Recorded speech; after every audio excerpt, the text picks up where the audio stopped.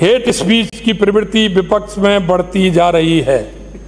संवेदनशील विषयों पर हमेशा दूरगामी परिणामों को ध्यान में रखकर बात की जानी चाहिए।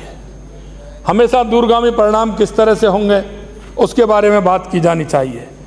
तारीखों में कुछ ऐसे भी मंजर हमने देखे हैं कि लम्हों ने खता की थी और सदियों ने सजा पाई। हमने इस प्रकार की हरकतों के दुष्परिणाम अमेरिका जैसे विकसित देश में भी अभी हाल में ही देखे हैं। हमारी सदा से मूल्यों के आधार पर तर्क वितर्क करने की परंपरा रही है। मेरी इस सदन में भी सभी माननीय सदस्यों से अपेक्षा रही है कि हम बापू द्वारा दिए गए सिद्धांतों का पालन करते हुए, सदन की गरिमा बनाए रखते हुए, राज्य व राष्ट्र हित के सर्वोपरि रखते हुए सार्थक चर्चा करें, जिससे उसका निष्कर्ष निकले। जिस भाव और भावना से जनता ने हमें यहाँ चुन करके भेजा है उसको हम पूरी कर सकें। मैं नेता प्रतिपक्ष के साथ ही समस्त विपक्ष के साथियों को पुनः ये बताना चाहूँगा कि वास्तव में यशस्वी प्रधानमंत्री श्री नरेंद्र मोदी जी महामानव हैं, क्योंकि वो देश के गरीब, पिछड़े तथा समाज के अंतिम पंक्ति में खड़े व्यक्ति के कल्याण हेतु दिन रात 24/7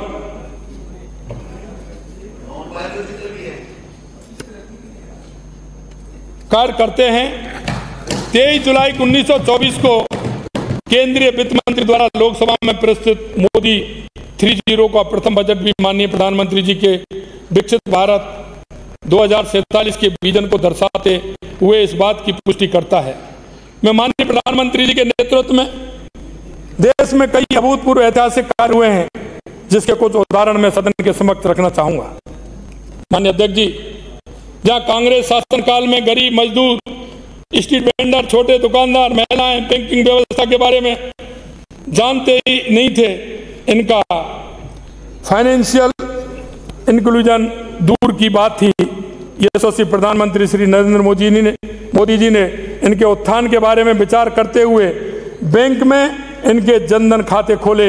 आज जनधन खातों की संख्या 50 करोड़ से भी अधिक हो गई है।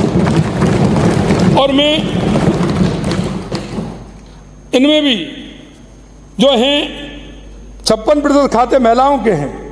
ग्रामीण तथा सेमी अर्बन एरिया में 67% खाते हैं। इन खातों का इन वर्गों के उत्थान में महत्वपूर्ण योगदान रहा है। आज केंद्र तथा प्रदेश की योजनाओं का लाभ डीबीटी के माध्यम से गरीबों को सीधा पहुंच रहा है। मैं दिवंगत प्रधानमंत्री श्री राजीव गांधी जी के कथन की ओर सदन का ध्यान दिलाना चाहूँगा कि जब उन्होंने कहा था कि भारत सरकार अगर 1 रुपया गरीब के लिए भेजती है तो उसमें से केवल 15 पैसा ही तक पहुंच पाता है। ये तब की बात है जब केंद्र और ज्यादातर राज्यों में इनकी सरकार थी। दोनों जगह आपकी सरकार थी।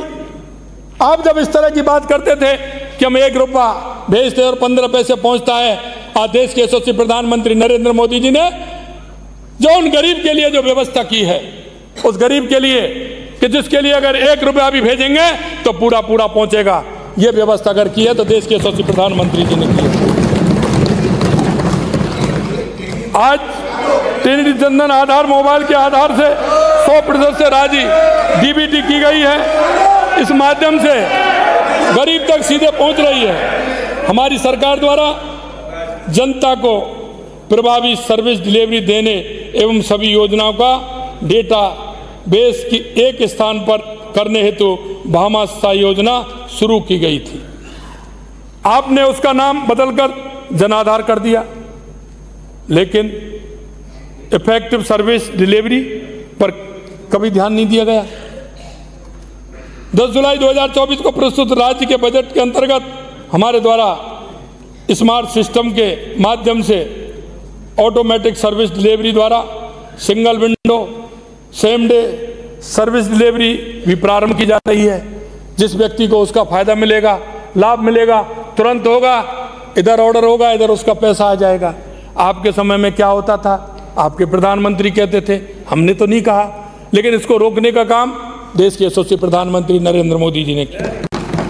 केंद्र सरकार द्वारा गरीब महिलाओं को रसोई के धुएं से मुक्ति दिलाते हुए उज्ज्वला योजना के अंतर्गत 10 करोड़ से अधिक महिलाओं को गैस सिलेंडर निःशुल्क उपलब्ध कराए। आपने 500 रुपये में सिलेंडर देकर वाहवाही लूटी, जबकि इसका लाभ उज्ज्वला योजना से मिल रहा था। आज हमारी सरकार लगभग 77 लाख लाभार्थियों को 450 रुपये में गैस सिलेंडर उपलब्ध करवा रही है। प्रधानमंत्री जी ने कोरोना काल में दुनिया का सबसे बड़ा कोरोना वैक्सीन प्रोग्राम चलाया, जिसमें भारत में कोरोना का प्रभाव दुनिया के शेष भागों से कम रहा। यही नहीं, दुनिया के 100 से अधिक देशों में कोरोना वैक्सीन उपलब्ध कराने का भी काम देश के यशस्वी प्रधानमंत्री नरेंद्र मोदी जी ने किया। देश में 30 करोड़ से अधिक आयुष्मान कार्ड जारी किए गए, जिससे देश की गरीब जनता को निःशुल्क चिकित्सा सुविधा उपलब्ध हुई। प्रदेश में भी मां योजना के अंतर्गत लगभग 1 करोड़ 35 लाख परिवारों को निःशुल्क चिकित्सा का लाभ प्राप्त हो रहा है। मोदी जी की आर्थिक नीतियों के परिणाम स्वरूप देश का विदेशी मुद्रा भंडार जुलाई 2024 में अब तक के रिकॉर्ड स्तर 617 अरब डॉलर पर पहुंचा है। कांग्रेस शासनकाल के अंतिम वर्ष 2014 में देश की अर्थव्यवस्था 11वें स्थान पर थी। यशस्वी प्रधानमंत्री श्री नरेंद्र मोदी जी के अथक प्रयासों से अर्थव्यवस्था आज 5वें स्थान पर पहुंच चुकी है तथा आगामी 3 वर्षों में अर्थव्यवस्था 3रे स्थान पर पहुंचने की प्रबल संभावना है।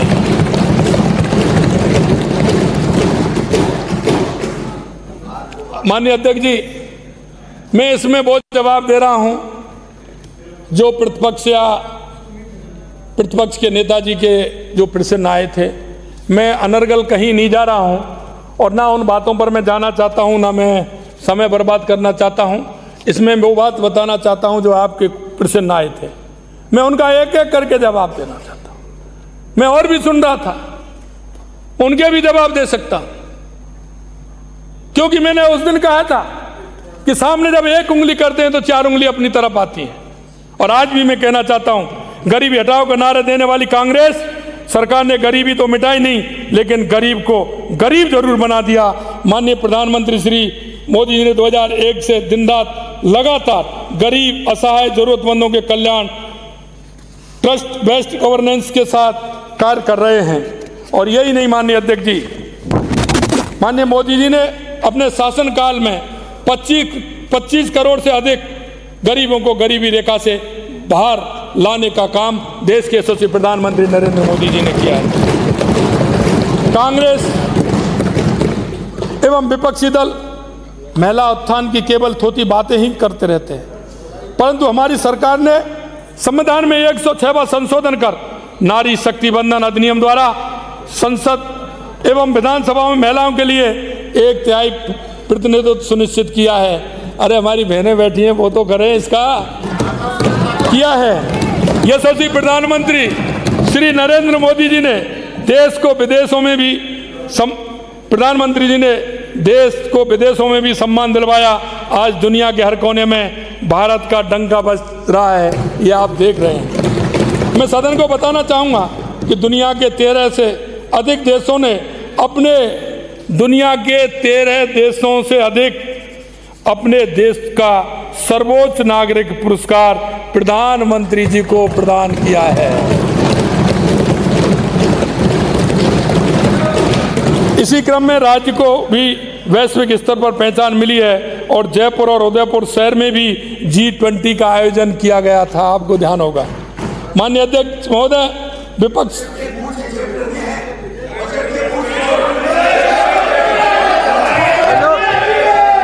मैं आपको समझाने में इसलिए नहीं हो पाऊंगा। माननीय अध्यक्ष जी, मैं एक कहानी बताना चाहता हूं। एक जंगल था, अकाल पड़ गया।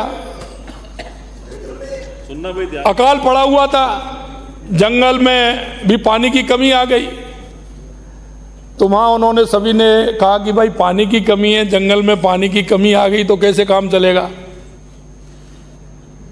तो उन्होंने जंगल के राजा शेर से जाके गुहार लगाई।